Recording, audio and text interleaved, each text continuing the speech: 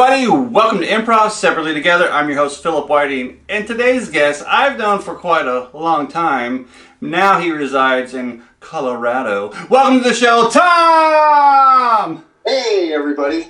Hi, Tom Grimmer here, giving you a call from Denver, Colorado.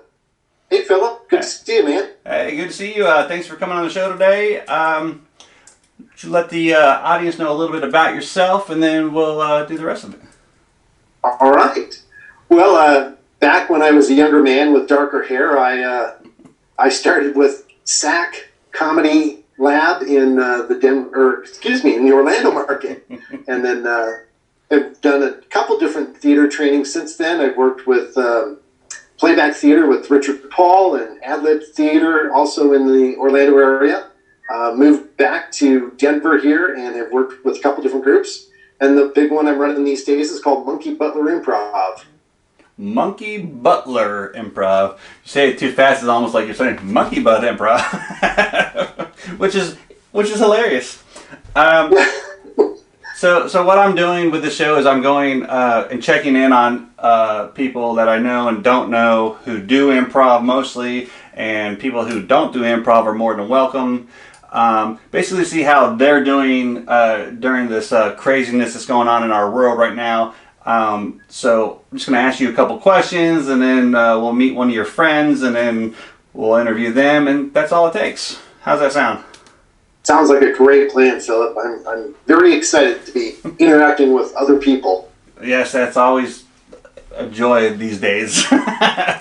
All right, so let's go ahead and get into this real quick. So with this whole coronavirus going on, what's changed in your normal day-to-day process? Oh, man. Everything. I used to go into an office and interact with a whole nother group of people. I used to do improv 2 to 3 nights a week, and it's been a long, dry spell since I've chatted with anyone besides my wife, who's a devout introvert and not into improv. Well, ta-da! You're here!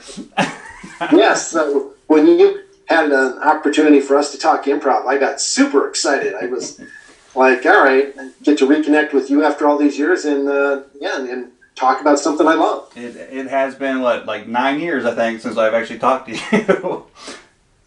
Yep, and Facebook is an amazing vehicle. I feel like, while you and I haven't necessarily chatted, I've kept up to date with you. You've gotten married, and you're living a little further north from where we first met. But you're still there. I'm still here, kicking, living life. Okay, so like you said, you're not going into your office, so you're home a lot more than normal. What do you like about that? Well, I have almost no distractions during the day, which is a double-edged sword for me. I can sit down and work on a given project for, sometimes 2, 3, 4 hours without being interrupted. But again, it's tough being a devout extrovert to sit with just me and my computer for that amount of time. Right. Okay, so on the same note that you are home a lot, what do you dislike the most? Frankly, my big social outlet on a weekly basis is improv, and I miss seeing our group. Some of our more advanced students were passing their midpoint here a few weeks back, and after their feedback week that we provided to them, some of their skits that they did were incredible, and it was super excited for that to then push on for the second half of the curriculum, and then we just hit the pause button. So I miss seeing that growth and development in those folks a lot. Yeah, where I'm at with Alchemy Comedy, like the level 4 students were like 2 weeks out from their showcase, and it's on hold. Yeah, you guys are going to need to probably do a step back to get folks kind of back up to speed, I think. Well, I mean, like the level 4 students, they're still in the company because the auditions were supposed to happen like right after that or right before. So they're still part of the company, so they still get to do the Zoom things with us. So, but they're going to get out there and be able to do their show once this is all said, and that's going to be awesome. They'll be fine. Hey, I want to throw a question back to you because we're trying to put together a Zoom session with our folks. How do you keep that from just becoming this amazing sort of think tank thing where everyone's talking over everyone and that you lose any sort of sense of organization? Well, with my team that I'm on, there's counting our coach, there's I think 8 of us, maybe 9. We haven't really done the long form portion of it yet, but last week Jason had these short form games for us to play, and whichever, like, if you weren't in that game, you were to mute your mic and turn off your camera. That way, only the people that are on can be seen and stuff like that. It takes time, and you have to play slower when you do it. Okay, those are great suggestions. I appreciate those. Thanks. I will give you a few more after this. I got some things written down. Nice. Okay, so what's that one thing you are missing so much right now? I love to work with people. That's why I think improv really fits well with me. And even in my workaday world, that sort of synergy for brainstorming and just building on ideas that, I'm fine by myself and I keep myself entertained, but I just find that you get so much richer outcomes, either professionally or with improv, when you're working with other folks. Oh yeah, definitely. I agree with you 100% because like I said, we are doing that practice, but it feels like it's over like that, and then I was like, no, I feel like I get a lot more out of practice when we're in the same room, and it's just easier, and so it's like, I gotta wait a week. So yeah, I think improv practices, at least in the short run, following this, shelter in place kind of mindset that everyone's working with, I think we're going to see some sort of transformational things happen. I don't think folks are going to take them for granted as much as they may have in the months leading up to this. Right. I agree with that too. Okay, so the last question in the series of questions, what is that very first thing you want to do once all restrictions are lifted? Golly. Yeah. I want to in people's personal space and just hand out some hugs. There have been a couple of hug responses to that question, and I'm always surprised at those last two because what I think everyone is going to say has not been the right. Well, not at the right, but not the right thing in my head. Like when I say, "What do you miss the most?" I think people are going to say, "Oh, the stage, blah blah blah." It's like, no, interactions and stuff like that. What's that first thing you're going to do? Oh, I'm going to go have a steak. I'm like, I go, I thought you were going to do a show. But you know how it is. I hear you. All right, so now's the time that we meet your friend. Oh, yeah, he just got here. All right. Just one. Yeah, I'm going to go get him. I'll do an introduction. All right, thanks. Tom's friend is male. He said he. So I don't know who Tom has brought with him today. I've never met them. But we will see him in just a second. Hey! Hey, Philip. How you doing there, buddy? I'm good. Would you like to introduce yourself to the audience?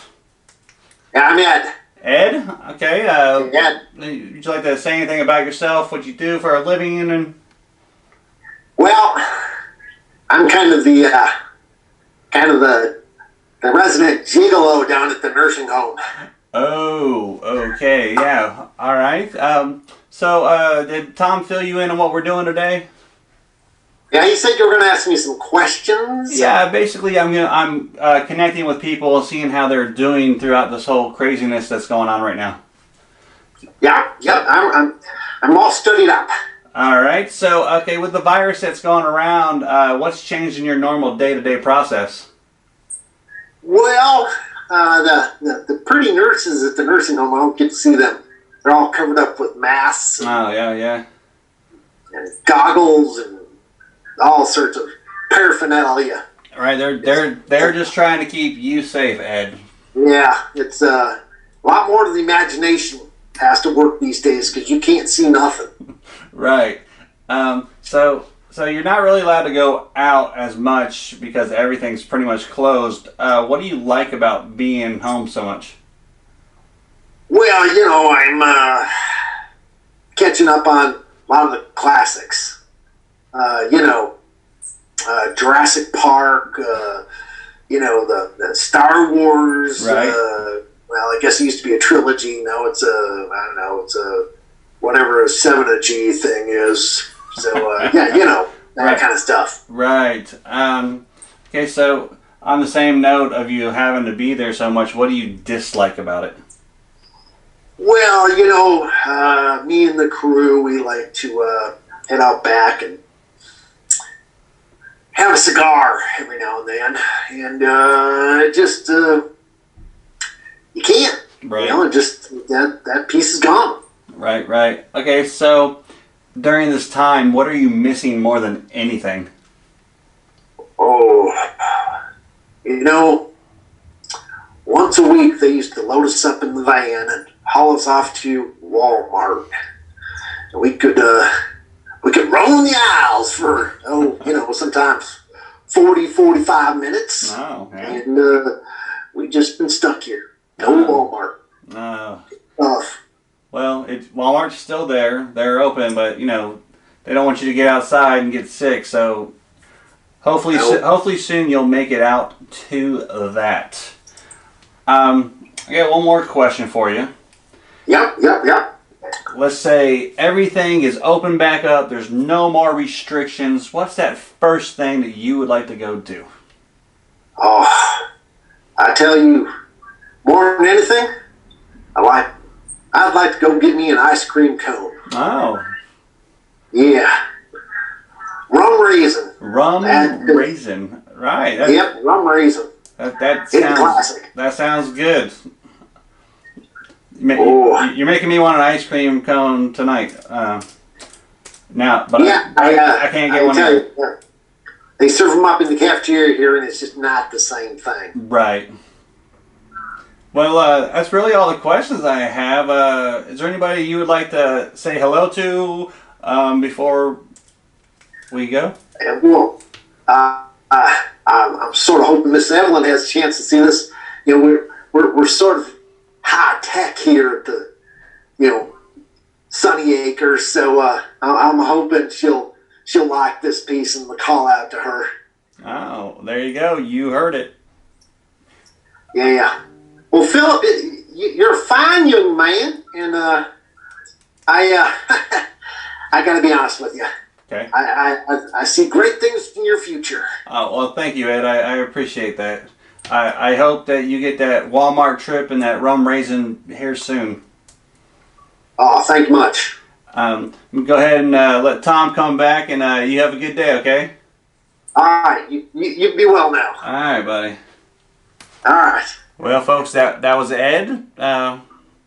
He seemed nice enough. I thought his answers were going to be a little different because of the way he said he was a gigolo. So what's going on? Hey, Philip. I've known Ed a long time, and he's been a mentor for a few things, but he's an all-American guy. Right. I mean, he seemed nice. Oh yeah. Seems like he'll talk your ear off though if you let him. Seems like he'd be a fun party guest.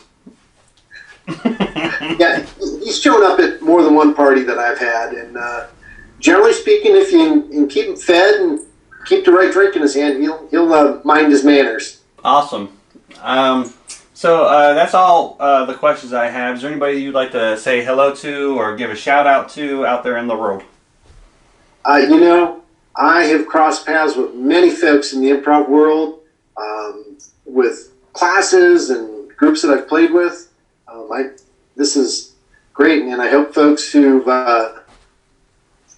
played with Philip or me or both of us reach out and do an interview with you as well, because this has been great. Oh yes, I'm loving the process so far. I've met 5 people that I didn't know already, and that was like a goal that I hope to get weeks down the road, and it happened in 3 days. I was like, yes. Good for you. I'm very proud of you for running this whole thing. I think it's a nice way to keep improv alive for a lot of folks. Well, thank you very much. I appreciate that you appreciate it. Yeah. All right, so I'm going to finish this show out, and then we'll talk again after we say cut. How about that? Sounds good. All right, folks, that's it for the day. Remember, when you're out and about, say thank you to those people that are working hard so you can survive. You know, people in the grocery stores, the gas stations, wherever you may be, restaurants, whatever. Tell them thank you. Give a shout out to all the people in the healthcare industry that are helping fight this thing and trying to keep us safe. And don't forget to wash your hands, stay safe, mask up. See you tomorrow. Peace.